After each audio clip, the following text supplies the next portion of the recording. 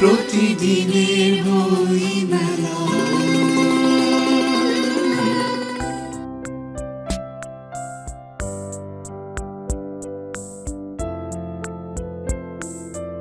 মেলা প্রাঙ্গণে দেখা মিলল লেখক কবি শাহানা সুলতানার। জানালেন এবারের মেলায় তার প্রকাশিত বই নিয়ে। আমার এবারের বইমেলায় প্রথম একক কাব্যগ্রন্থ বিলম্বিত প্রহরে বের হয়েছে। বইটি পাবেন প্রতিবিম্ব প্রকাশ থেকে 616 এবং 17 নম্বর স্টলে। এটা মূলত প্রেমের কবিতা থাকবে, নারীধর্মী, নারীদের অনেক অ্যাঙ্গেল থেকে দেখানো হয়েছে। এখানে প্রেম আছে, বিরহ আছে, সমসাময়িক ঘটনার উপরও লেখা আছে। একটি কালো টিপ, খুব আলোকিত একটা কবিতা বলবো, কেননা এটা আমি বিভিন্ন মহলে এটা পাঠ করেছি এবং খুব সমাদৃত।